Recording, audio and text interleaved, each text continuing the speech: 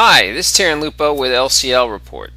A friend of mine sent this cartoon along my way, and it's amazing that it's 50 years old and it's so prophetic and just has a great warning in it that I think everybody should see today. Enjoy the flashback.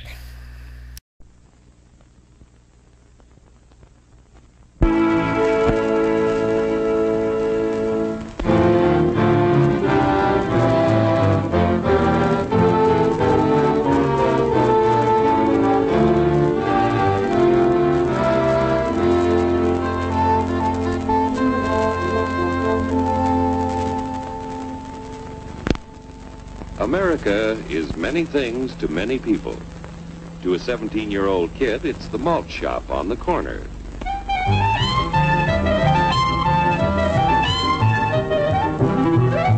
To Grandpa, it's the front porch in the cool of the evening.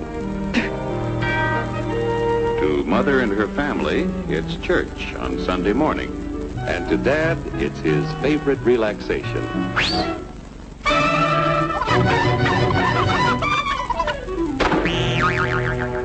It's the Cracker Barrel philosophers in Crabtree Corners. And it's the tycoons in Wall Street. It's all races, creeds, and religions. It's freedom to work at the job you like. Freedom of speech and to peaceably assemble. Freedom to own property. Security from unlawful search or seizure. Where's your warrant, Flatfoot? The right to a speedy and public trial. Protection against cruel punishments and excessive fines. The right to vote. And to worship God in your own way. It is these freedoms that have made America strong. Okay, so we got our freedom. But management's lousing up everything. Labor is at fault. It's ruining the country. My constituents, as your elected representative, I can assure you Labor's right. Management's right. I'm strictly neutral. Labor, management, politicians, phooey. They can't tell corn from oats.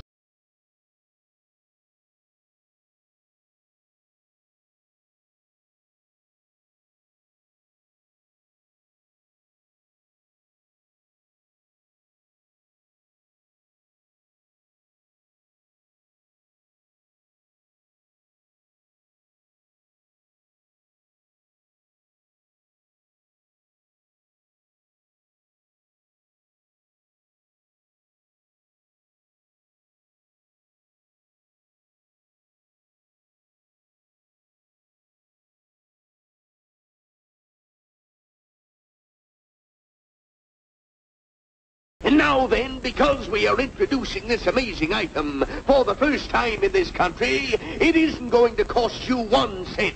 All you have to do is sign this little scrap of paper, and you get your bottle absolutely free. I hereby turn over to ISM Incorporated everything I have, including my freedom and the freedom of my children and my children's children, in return for which said ISM promises to take care of me forever.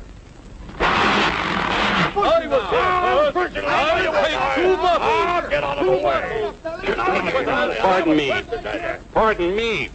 And who are you, my good man? I'm John Q. Public. Ah, my fine friend, you're just in time to share this generous and gigantic offer. Sign right here. Mind if I read it first? Hurry up! Keep your shirts on, boys. Including my freedom. Freedom? What? Sign away my freedom? Why, this is ridiculous. Don't be corny, brother. Sure, our system of free enterprise isn't perfect. But before we throw it away for some imported double talk, let's turn the clock back a few years to see what it's done for us. For example, back in the 1890s, Joe Dokes was just a guy who liked to tinker around his barn. Some people thought Joe was lazy. Some even thought he was nuts. But one day, he had an idea. And because he was free to dream his dream and tinker, Joe had a chance to make something of himself and his idea. So,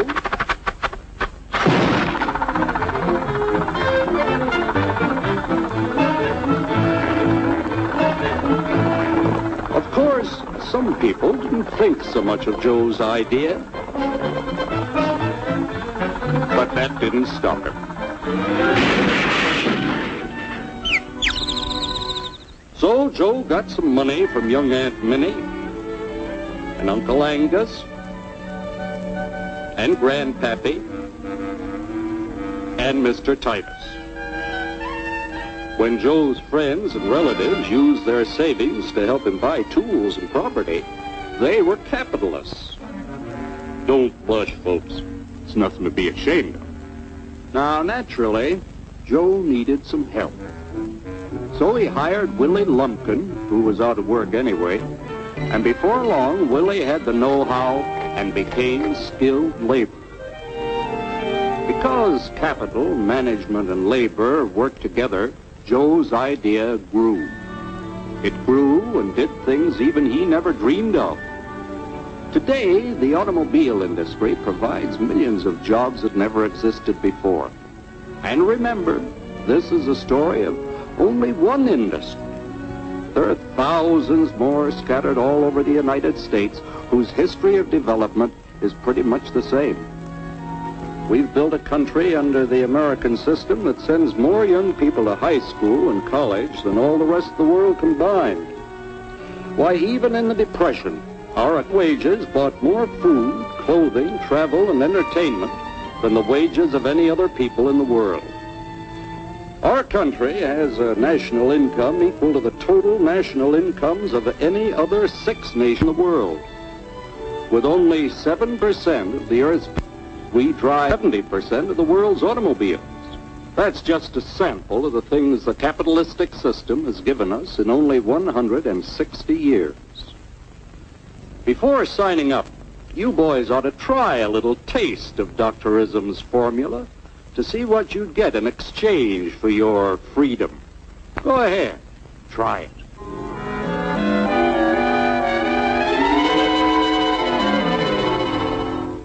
You can't do this to me! I'll strike! The state forbids strikes. Wait till the union hears about this! Ah, yes, the Union. Welcome to our ranks, number 1313. I'll take this case to the Supreme Court. The state is the Supreme Court. Our decision is as follows. No more private property. No more you. The farm vote will put a stop to this. Farmers don't vote anymore. What'll they do for seed next year? You won't have to worry about next year. The state will do your planning from now on. We must fight to regain our freedom, or everything is lost. Everything! Everything is fine. Everything is fine. Everything is fine. Everything is fine. Everything is fine. When anybody preaches disunity, tries to pit one of us against the other through class warfare, race hatred, or religious intolerance, you know that person seeks to rob us of our freedom and destroy our very lives. And we know what to do about it. Now, gentlemen, no violence, please. Don't throw those bottles. Don't throw those bottles. No! Oh, no! No! Hey! Oh, no! Hey!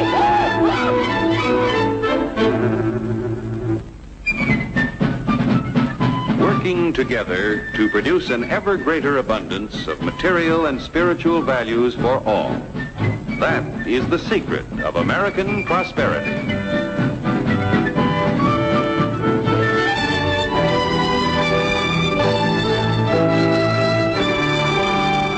This cartoon is so clear and so insightful, it's hard to believe it was 50 years ago. I guess freedom was a lot more popular 50 years ago than it is today. You know, we bought into the snake oil salesman way too many times. This is Tarrin Lupo signing off. Good hunting.